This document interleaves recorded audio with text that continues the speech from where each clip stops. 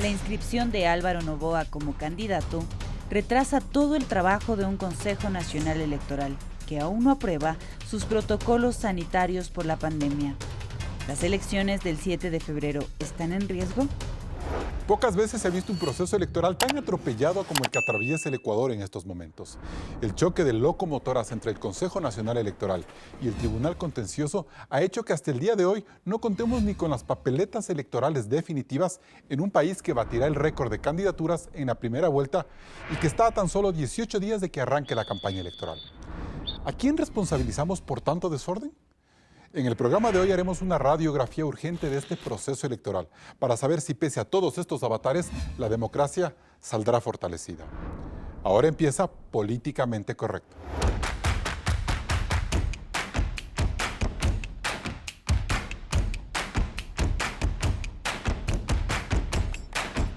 Hoy nos acompañan Diana Tamaint, presidenta del Consejo Nacional Electoral; Rudy Hidalgo, directora de la Corporación Participación Ciudadana y decana de Ciencias Políticas de la UDLA. Cierra este panel Mauricio Alarcón, analista político y director de la Fundación Ciudadanía y Desarrollo. Bienvenidos a Políticamente Correcto. Hoy vamos a aprender algunas alertas, pues el proceso de cara a los comicios del 7 de febrero muestra serias dificultades y retrasos sobre los cuales cabe reflexionar para despejar una pregunta central. ¿Quién es el responsable de todo este caos? Claudia.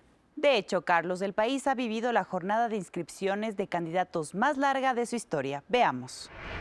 Desde el 9 de agosto, fecha del inicio de las primarias internas en cada una de las organizaciones políticas, y este domingo 13 de diciembre, han transcurrido 127 días, sin que aún se conozca el número exacto de candidaturas y listas inscritas a nivel nacional. Por ejemplo, en la papeleta presidencial más larga desde 1978, falta que Álvaro Noboa avance con su proceso de inscripción. El hecho de que el movimiento por el cual se postula Justicia Social tenga aún la opción de correr por esa dignidad, así como parlamentarios andinos, asambleístas nacionales, provinciales y distritales, tiene detenida la impresión de al menos unas 40 millones de papeletas a nivel nacional. La presión no solo surge por el hecho de que el 31 de diciembre comenzará la campaña electoral, sino que todo el trámite de validación de la candidatura de Noboa y de las demás listas de Justicia Social, en caso de haber impugnaciones, puede tomar entre 23 y 53 días. Es decir, hasta el 14 de febrero, una semana después del día de los comicios, lo cual pone en serios aprietos el desarrollo de las elecciones. Todo este embrollo se debe a la compleja estructura electoral. Las decisiones del CNE dirigido por Diana Tamaint han sido impugnadas por el Tribunal Contencioso Electoral, liderado por Arturo Cabrera, quien ha dispuesto la reinscripción de 4 movimientos y ha dado luz verde a que candidatos con líos judiciales como Abdalá Bucaram, para asambleísta nacional, queden en firme. Por lo que cabe preguntarse si un escenario para organizar este caos sería postergar 1 o 2 semanas más las elecciones. Carlos, inicias el debate. Bien, gracias Claudia por ese reporte. Doctora Tamaint, buenos días, bienvenida a Políticamente Correcto. Hablemos de un escenario, el escenario A, en el caso de que el Consejo Nacional Electoral permita la inscripción de Álvaro Noboa y esto haga que su trámite de inscripción con todas las impugnaciones que podrían darse se extienda más de 53 días y supere el 7 de febrero. Si es que eso es así, ¿ustedes tendrían que postergar el día de las elecciones? Buenos días, muchísimas gracias a todos. Un saludo a Ruda, Mauricio. Bueno, estos son los riesgos al que estamos expuestos en el momento en el que el Tribunal Contencioso Electoral ordena al Consejo Nacional Electoral revisar los procesos de inscripción de candidaturas, en algunos casos, inclusive desde la ejecución de las primarias. Todo dependerá del tiempo o de los recursos que se interpongan durante el proceso de este trabajo que tiene que realizar el Consejo Nacional Electoral y del tiempo que se tome el Tribunal Contencioso Electoral en resolver las causas. Doctora. Aspiramos y tengo el convencimiento de que ni el Tribunal Contencioso Electoral, ni el Consejo Nacional Electoral, ni el país espera postergar las elecciones. No hay espacio para postergar las elecciones, por lo que haremos todos los esfuerzos y tenemos ya una planificación con diferentes escenarios cómo llegar con éxito al 7 de febrero. Pero doctora, ¿qué pasa en ese escenario A que yo le he planteado? en el sentido de que Álvaro Noboa se quede en el limbo, es decir, inscrito, pero con un cúmulo de impugnaciones que tienen que resolverse. Esas impugnaciones no las controla usted, son manejadas por actores políticos. Pero ¿qué pasa si eso se comienza a alargar y llega el día 7 de febrero y no está resuelto? ¿Se puede o no se puede postergar las elecciones hacia el 14 o el 21 de febrero, doctor? No se pueden postergar las elecciones porque no solamente es el día del sufragio. Esto acarrea un sinnúmero de movimientos, tanto en el empaquetado de los paquetes electorales, valga la redundancia, implica la distribución de los paquetes electorales en el exterior, implica la realización de los debates con 3 semanas de anticipación al día de las elecciones, y eso lleva a consecuencia de no poder cumplir con la posición de las autoridades el 24 de mayo. Entonces, con un candado constitucional tan fuerte que no podemos hacer nada ahora, tendremos que hacer los esfuerzos, y aprovecho hacer un llamado a la ciudadanía, a los actores políticos, que cuando se interpongan los recursos, que es su derecho, hacerlo con absoluta responsabilidad y Bien. sin la intención de entorpecer el proceso ni incidentar el proceso. Perfecto, gracias doctora Tamaint. Mauricio Alarcón, este no es un programa para hablar de si Álvaro Noboa debe o no debe ser candidato, si Álvaro Noboa chimba o no chimba o lidera en las encuestas. De esto no vamos a hablar el día de hoy. Pero sí quiero tener claro cuál es el riesgo de que esa candidatura inscrita a última hora entorpezca el proceso. Diana Tamaint ya nos da unas luces, pero ¿se puede avanzar en el calendario electoral sin que Álvaro Noboa esté en firme? Carlos, buen día y un gusto compartir este espacio con Diana y con Ruth. Como bien se ha dicho, hay una norma clara en la Constitución relacionada con la fecha de posesión de las autoridades. El debate sobre el calendario electoral no es nuevo. Recordemos que en el contexto de pandemia, el Consejo Nacional Electoral ya debatió la posibilidad de mover la fecha de elecciones sin éxito. ¿Por qué? Por todo lo que se acaba de decir.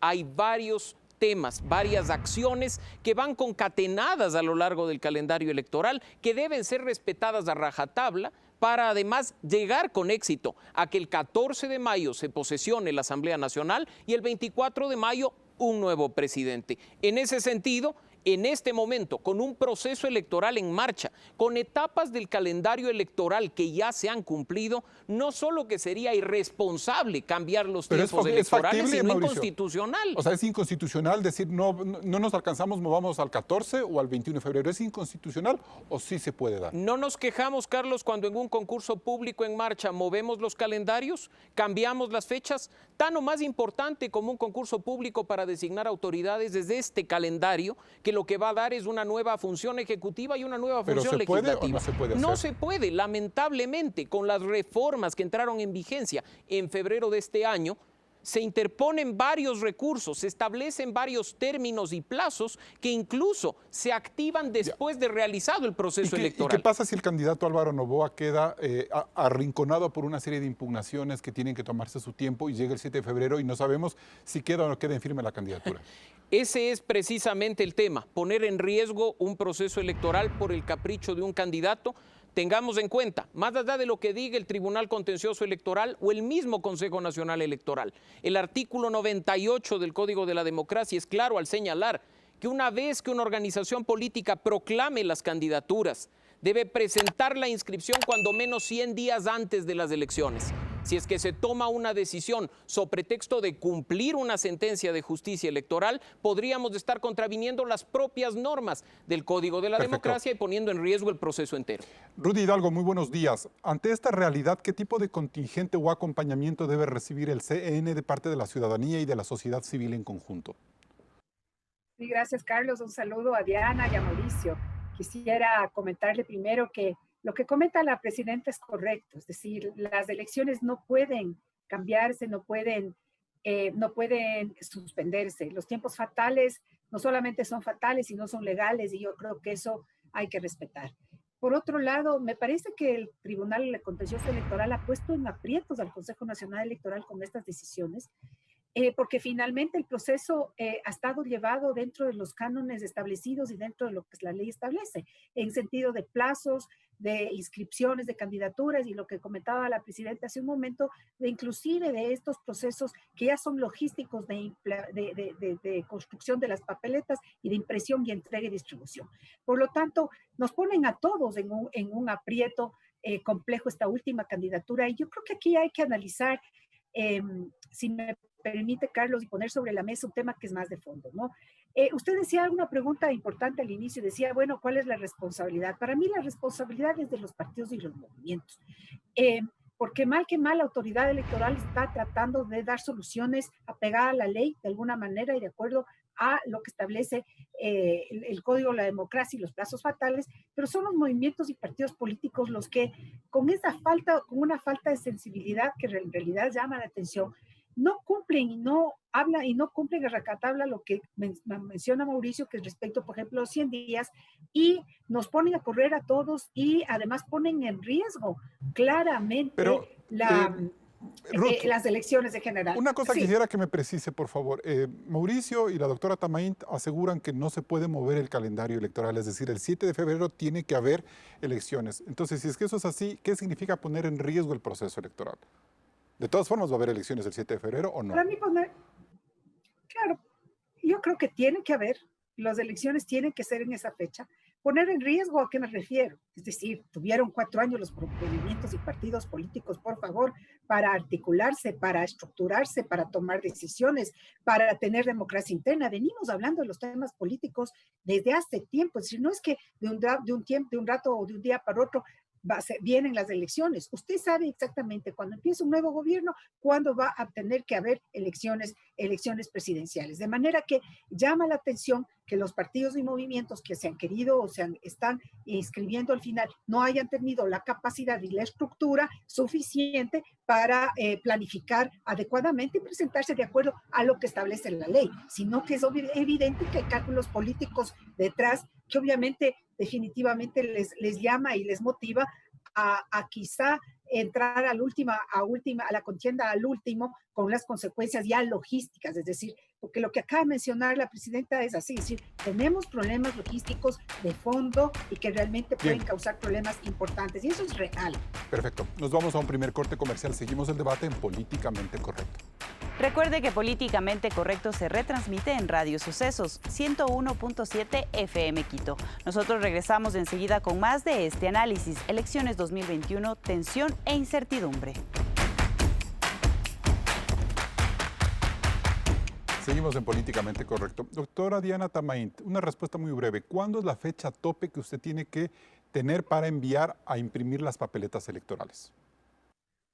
El 15 de diciembre es la fecha tope dentro de nuestra programación para que el IGM empiece a imprimir las papeletas. Sin embargo, el trabajo de ellos ya ha iniciado hace un mes, que significa la preimpresión. Sin embargo, si no tenemos la lista completa de algún partido político o todavía pendiente, no se podrá empezar, sino solamente aquellas provincias en que de pronto sí se habrían cerrado la calificación de las candidaturas, pero con la apertura de la posibilidad de dar paso a la lista 11 que abre para todas las dignidades, para todas las circunscripciones, definitivamente no se podrá empezar a imprimir el 15 de diciembre. ¿Y el Instituto Geográfico Militar cuántos días tendría para entrar a última hora con esas papeletas? ¿Le han comentado algo? Efectivamente, hemos tenido una reunión de trabajo, procedimos con ellos conjuntamente con las áreas técnicas a hacer corridas de posibles escenarios en el caso de el más optimista y el más complejo, digamos, el del más alto riesgo, y estamos trabajando para que tengamos con esperanzas un término medio y de esa manera sí logramos llegar a las elecciones del 2007 y lograr distribuir los paquetes electorales. Lo que nos hace ruido y lo que nos preocupa más es la distribución de los paquetes electorales en el exterior, puesto que por la pandemia algunos países han puesto medidas de desaduanización muy estrictas que amplían el número de días para que los paquetes electorales lleguen a esos recintos en el exterior. Doctora Tamaint, ¿y a quién hay que responsabilizar por todo este caos que se ha generado en estas elecciones? ¿Quiénes son los responsables? Bueno, cuando hay logros y glorias y triunfos, todos somos parte de aquello, pero obviamente cuando hay un fracaso habrá que buscar la cabeza de alguien y seguramente quién pesa más y a quién le cae esa responsabilidad. Pero más allá de esto, que es de la vida cotidiana, en este momento, la dificultad que tiene el Consejo Nacional Electoral es precisamente porque queda pendiente una lista, en este caso, Justicia Social, que fue parte de la recomendación de Contraloría que determinaba que se debe extinguir o quitarle la vida jurídica en un momento dado. Si no hubiese sucedido aquello, en este momento nosotros ya hemos cerrado todo, la calificación, y estaríamos inclusive con varios días de ventaja a la planificación, doctora, para la impresión de papel. Doctora, esto se genera, concluyo solamente con esto, esto se genera a raíz de la recomendación de Contraloría, donde bajo amenaza dice al Consejo Nacional Electoral que estas 4 organizaciones políticas debían desaparecer.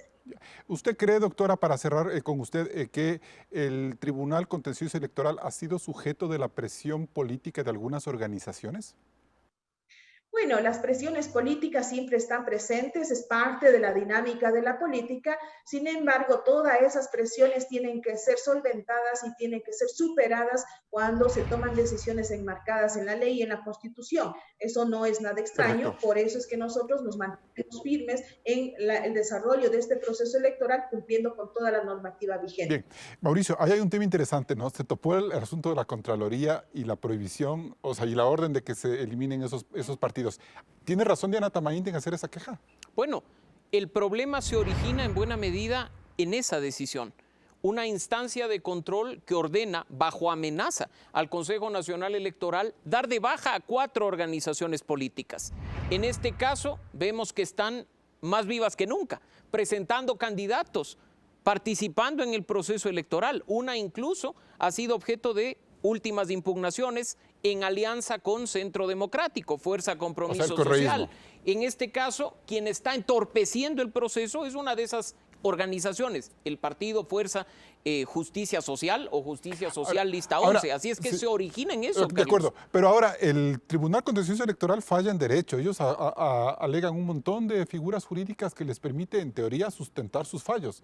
¿Eso qué quiere decir? ¿Que están o torciendo la ley o realmente la ley es tan defectuosa que nos permite llegar a este nivel de caos? Bueno, vemos que ha habido hasta acciones de garantía constitucional presentadas aludiendo violación a los derechos de participación, que en algunos casos hasta han sido concedidas por los jueces ordinarios. En este sentido, cabe preguntarnos si el problema es únicamente de la decisión de Contraloría o se origina en realidad en el funcionamiento del sistema electoral pese a las reformas de febrero de 2020 y también en ese tema de las garantías constitucionales que son abusadas por ciertos sujetos Pero es muy políticos. fácil como lavarme las manos y decir, sí, la Contraloría se equivocó, la ley es enredada, entonces yo sigo con esta manera de interpretar la ley. Preguntémosle al Contralor si es que se equivocó, pues. Si es que aplicar una resolución, una decisión y amenazar a los miembros del Consejo Nacional Electoral fue un acierto o un error. ¿Por qué no se hace esa pregunta? ¿Hay presiones políticas deliberadas en el Tribunal Contencioso Electoral para entorpecer el proceso? ¿Eso se puede interpretar también? No estoy seguro de que sean presiones políticas, Carlos, pero es evidente que si yo ya tengo a mi candidato en carrera,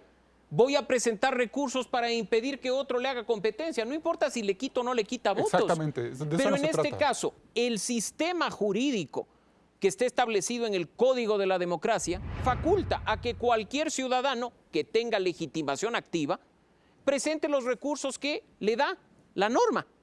Yo puedo presentar recursos administrativos ante el Consejo Nacional Electoral, puedo presentar otros recursos ante el Tribunal Contencioso Electoral y la obligación de la autoridad es conocer y resolverlos. Así es que aquí respeto mucho que Diana hable de escenarios con esperanza, pero yo creo que no podemos poner en riesgo un proceso electoral esperanzados en el buen proceder de los sujetos políticos, cuando vemos que incluso algunos actores hasta alquilan o rentan partidos para poder participar en la contienda. Perfecto. Y hay otros, Rudy Hidalgo, como que empiezan a ver el panorama electoral, el espacio de elecciones, como un lugar en el cual yo puedo ganar impunidad, como ha sucedido con determinados candidatos que hoy día pueden inscribirse en la lista de asambleístas nacionales. Sí, efectivamente lo que usted menciona, ¿no? Acaba de tocar un tema que yo creo que es de fondo también respecto a quiénes están postulando, porque creo que ya vamos, digamos, desarrollando el debate del día de hoy acerca del proceso en general, pero yo creo que es importante hablar cuáles son los que se están candidatizando. Estamos en un proceso, en medio de un proceso histórico de corrupción bastante complicado y bastante fuerte, y sin embargo estamos viendo que se autoriza la posibilidad de competencia electoral a personas que han estado inclusive hasta hace poco tiempo en la cárcel. Y yo creo que ahí el debate es más de fondo. Es decir, pero la ley lo permite. La idoneidad pasa por un tema de la idoneidad. Yo sé, la ley lo permite, por eso digo que hay un debate más de fondo. Es un debate más de fondo porque esa situación habla de un problema estructural a nivel de partidos y movimientos políticos de acuerdo. Con respecto a la ética. Eso es un tema. La ética debe salir de los partidos, pero la ética también debe instalarse en organizaciones, en organismos como el CNE o como el Tribunal Contencioso Electoral, que si bien tienen la ley a su favor y pueden ser legalistas en extremo, o también hay un factor ético que puede inspirar la interpretación de esas leyes. Lo que pasa es que ahí el debate es complejo, porque es poner o contraponer o tratar de conciliar lo que la ley, que muchas veces puede ser que la ley no esté adecuadamente o no sirva adecuadamente al servicio de la ética, como estamos viendo en esta cuestión, siendo legalistas, obviamente hay que aceptar su inscripción. Sin embargo, ¿cuál es el bien mayor que se está discutiendo? Yo siempre voy por ese lado. ¿Cuál es el bien mayor? El bien mayor del ejercicio de la política, el ejercicio ético de la política, el bien mayor es la democracia, el bien mayor es la transparencia. Entonces, es complicado. Yo ahí sí coincido con lo que comenta Mauricio también. Esto habla también de un proceso, de un problema estructural. Es decir, lo que estamos viendo ahora nos debe llevar a concluir a que es importante seguir discutiendo una reforma real y que sí, las reformas del primer trimestre fueron muy buenas y muy útiles. Sin embargo, hace falta, creo yo, seguir discutiendo otros temas más puntuales en lo que significa procedimiento, porque el procedimiento, a mi juicio, es lo que en la ley hace falta reformar y todavía hace falta fortalecer. Bien, nos vamos a un siguiente corte comercial. Seguimos en Políticamente Correcto. Siga este debate en nuestras redes sociales. En Facebook estamos en vivo en la cuenta oficial de Coavisa. Regresamos con más de elecciones 2021, tensión e incertidumbre. Hay varias formas de entender el desorden electoral que vive el Ecuador. Una de ellas es, por supuesto, el número de candidatos presidenciales, que en esta campaña serían 17 si se inscribe Álvaro Noboa. Es el número más alto en 40 años de democracia, recordando que en 1978 y 1998 fueron las elecciones con menos participantes, 6 candidatos, y las de 1992 las más altas hasta ahora con 14 postulantes. Lo curioso es que entre 1978 y el 2006, el 75% de los votos se concentraban en los 3 primeros candidatos, mientras que en el 2009 y 2013 Rafael Correa captó en una sola vuelta el 52 y 57% de adhesiones. Y Lenín Moreno con Guillermo Lasso en el 2017 acumularon el 67% de las votaciones. ¿Qué ocurrirá en estas elecciones? Carlos. Ruth Hidalgo, usted hablaba en el bloque anterior de que la reforma que se hizo en el primer trimestre de este año era buena, pero a mí no me parece que es así, porque no estamos atacando los temas de fondo, y este es un tema de fondo. ¿De qué nos sirve tener 17 candidaturas? Ahogarnos en estos tipos de procesos si el 70% de los votos siempre se concentran en 3. Yo creo que hay que hacer un análisis técnico de lo que significaron las reformas del primer trimestre de este año, y yo considero que fueron buenas reformas, porque si hacemos una valoración individual de lo que se aprobó, creo que es un avanzar, por ejemplo, el hecho de establecer que el 50% de mujeres de las cabezas de lista de los partidos y movimientos deben ser mujeres. Eso solamente, ya hablando en temas de género y equidad, es un avance enorme. Pero hay un tema que nos está complicando. Tomar en cuenta los temas con violencia. Sí, yo sé, hay otros temas de fondo, por eso, por ejemplo, nosotros como Participación Ciudadana presentamos una reforma más amplia.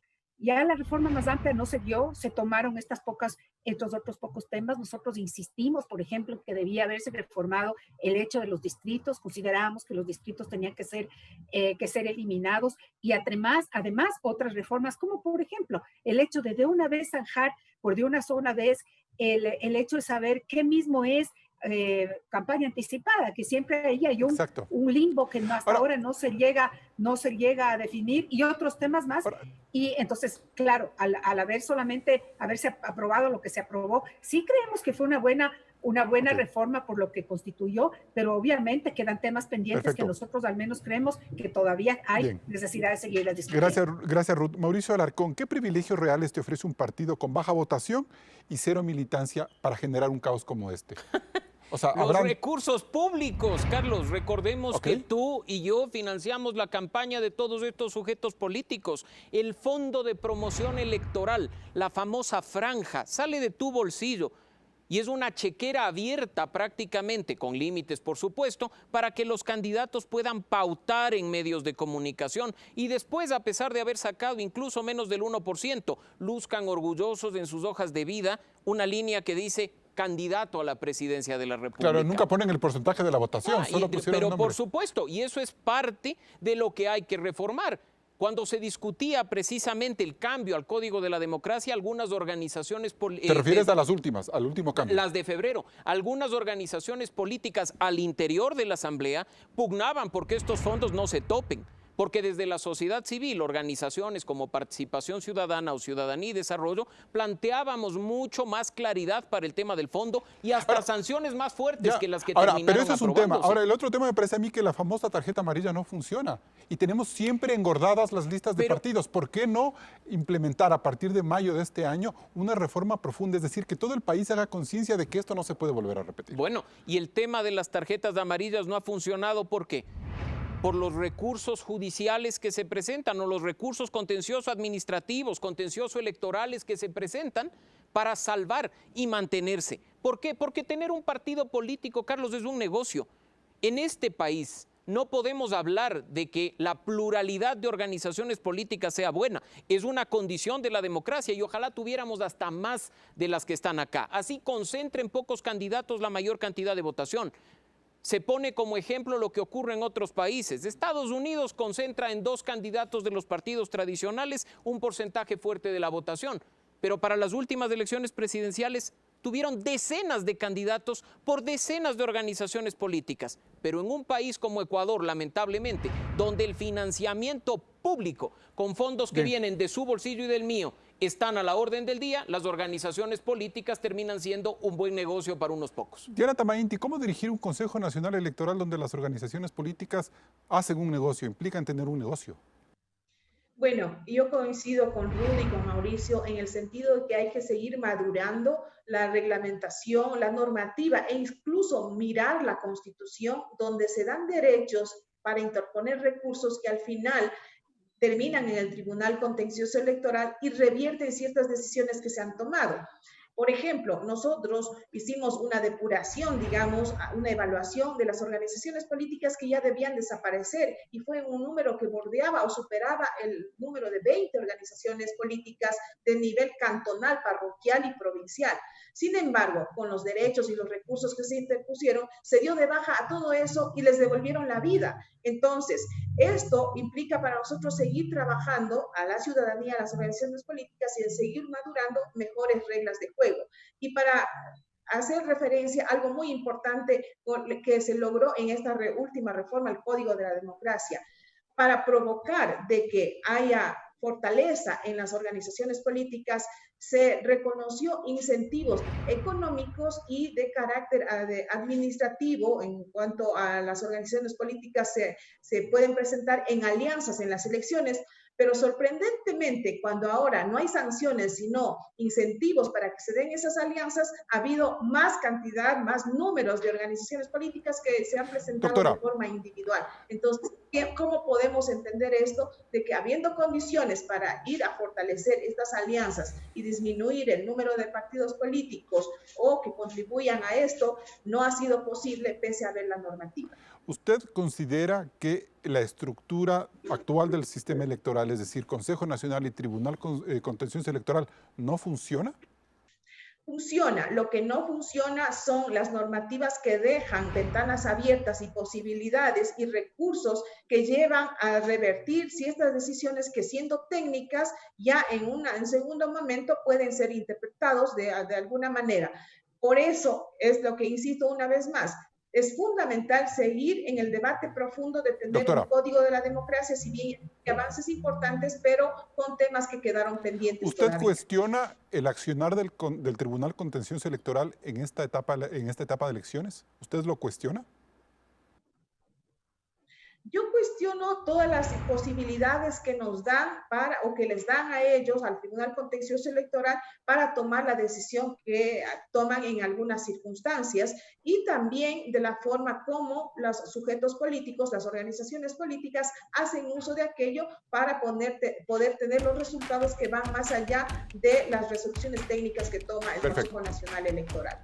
Nos vamos a un siguiente corte comercial. Luego del corte hablaremos de las medidas de bioseguridad que son de vital importancia porque serán los comicios en medio de la pandemia. Siga con la señal de Coavisa.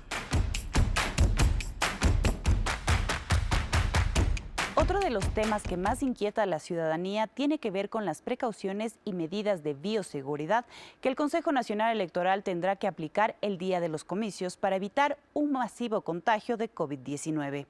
El desafío está en evitar aglomeraciones en las juntas receptoras del voto, así como en los alrededores de los recintos electorales, caracterizados por el flujo de votantes y ventas ambulantes.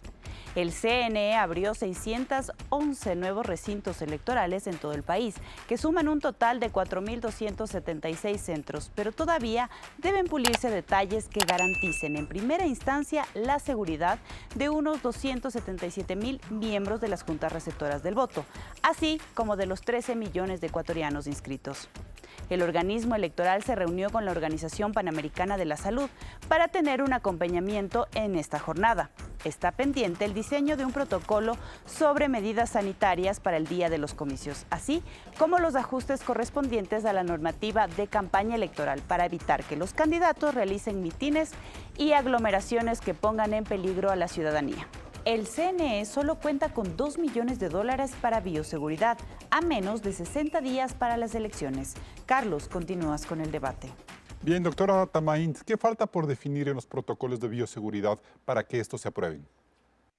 Bueno, nosotros estamos trabajando de la mano con el COE Nacional y con el asesoramiento de la Organización Mundial de la Salud para tener un protocolo unificado, porque ya hay algunos que se están implementando desde los territorios a nivel cantonal, provincial y a nivel nacional. Pero siendo en este momento el Consejo Nacional Electoral la institución como la máxima autoridad para llevar adelante este proceso electoral, tenemos que hacer recomendaciones, y en estas recomendaciones planteamos que saquemos un solo protocolo con el asesoramiento de la Organización Mundial de la Salud junto con el COE Nacional, para determinar ciertas actividades, prohibiciones y lo que se puede permitir, sobre todo en campaña electoral y el día de las elecciones.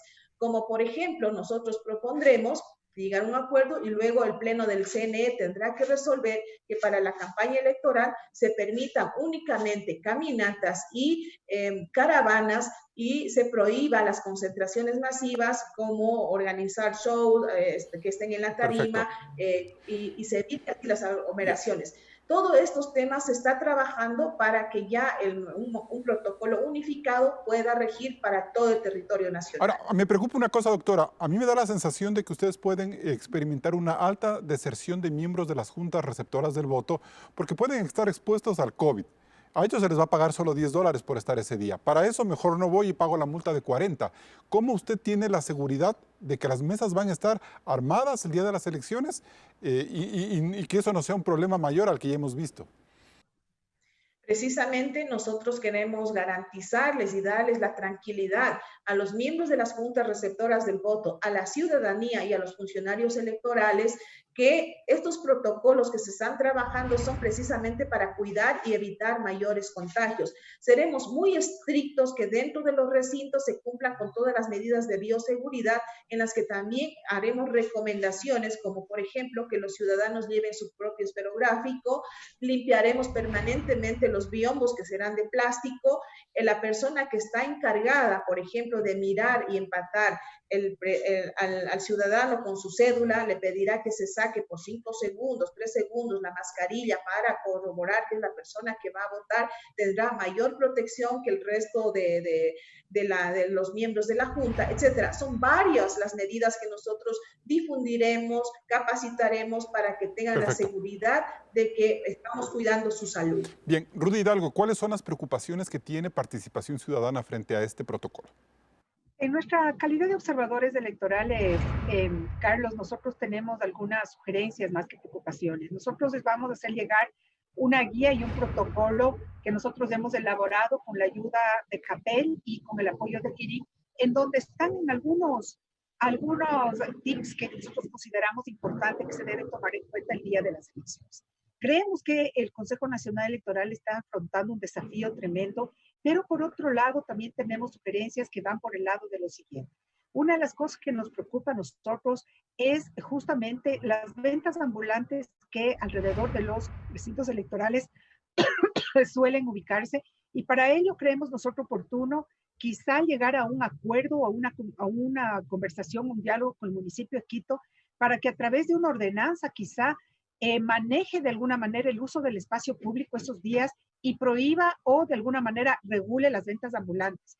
En segundo lugar, ya en el sentido, dentro del centro de votación, nos parece una buena idea esto que se va a implementar la votación por número de cédula. Eso va a bajar bastante, por horas, ¿no? Eso va a bajar bastante la aglomeración el momento de votar. Sin embargo, creemos también que es importante asegurar la seguridad sanitaria de los miembros de mesa.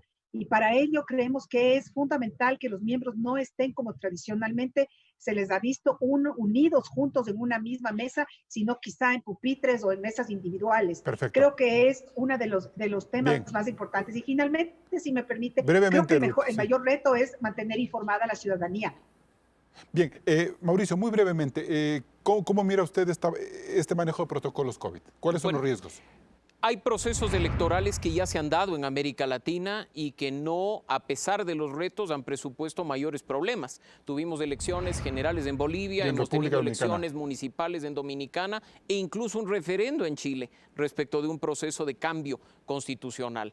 Y el riesgo siempre va a estar presente, Carlos. Siempre va a haber la posibilidad de que los miembros se expongan o que el votante se exponga. Por ello es que una de las sugerencias que acertadamente se está haciendo de hablar de horarios para la votación... Pero eso no es desordenar a la gente. Más que desordenar, tiene que decidirse lo antes posible e informarse a la ciudadanía sobre el particular. Perfecto. Porque si ese mensaje se transmite en la vorágine de la campaña electoral, difícilmente va a llegar al ciudadano que de todas formas Perfecto. Va a ir a votar a una hora que quiere. Sí, gracias, Mauricio. Doctora Tamaín, sí me gustaría que usted se refiera a estas sugerencias que han hecho los otros panelistas. Número de cédula y la votación, y el tema de la campaña anticipada de información para que esto no genere desorden.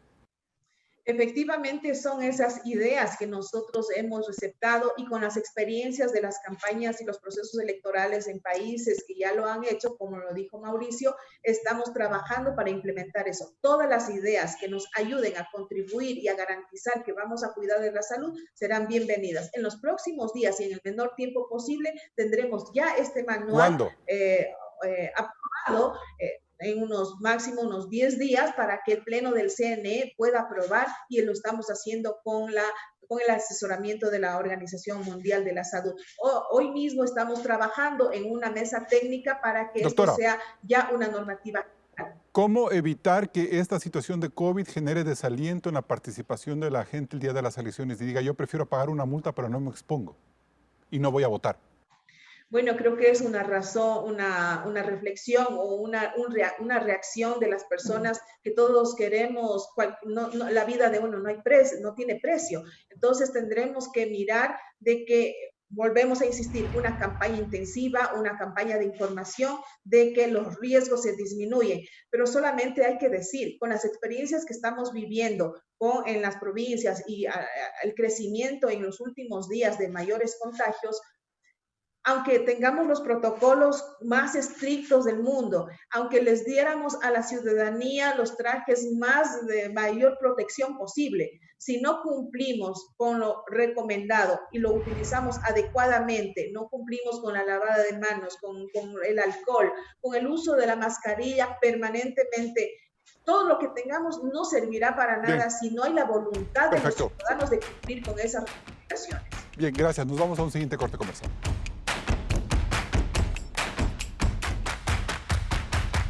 Entramos en la etapa de conclusiones. Rudy Hidalgo, ¿qué lecciones nos deja esta primera etapa del proceso electoral? Yo creo que esta primera etapa nos deja 3 lecciones y 3 deberes y 3 tareas. Para la institucionalidad electoral, obviamente, garantizarnos seguridad sanitaria y transparencia. Para los ciudadanos, cumplir a cabalidad la obligatoriedad que tenemos de informarnos antes de votar. Y para los partidos políticos, mayor responsabilidad en el ofrecimiento de sus campañas políticas. Mauricio Alarcón. Hay que aprender de los errores. Estamos con un proceso electoral en marcha y las reformas al Código de la Democracia que vimos hace poco no han sido completas para garantizar elecciones libres, democráticas, justas y transparentes. El reto es empezar desde ya, nuevamente, a plantear cambios a la institucionalidad, cambios al proceso, cambios en los recursos. No es tarde. ¿Pensando en qué? En 2 años tendremos otro proceso electoral, en 4 años igual, pero tenemos que empezar desde ya. Los errores, lamentablemente, no se pueden corregir sobre la marcha, cambiando calendarios electorales, pero sí se puede hacer de cara a lograr que los siguientes procesos electorales sean realmente representativos, democráticos y transparentes. Diana Tamaint, ¿está en riesgo el proceso electoral?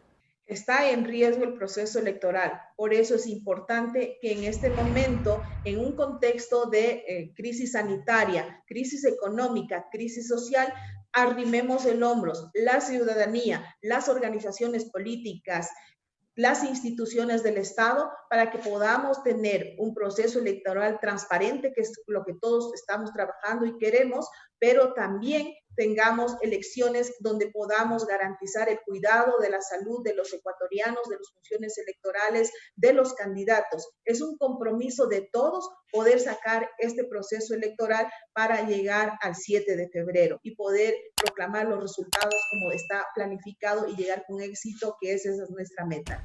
Y bien, quizás resulte muy tarde plantear correctivos que permitan darle mayores certezas a estas elecciones, quizás las más importantes de las últimas décadas. Esperamos que el Consejo Nacional Electoral meta el acelerador en varias de las tareas que aún tiene pendientes, entre ellas garantizar una jornada de votaciones que no dispare los contagios de COVID-19.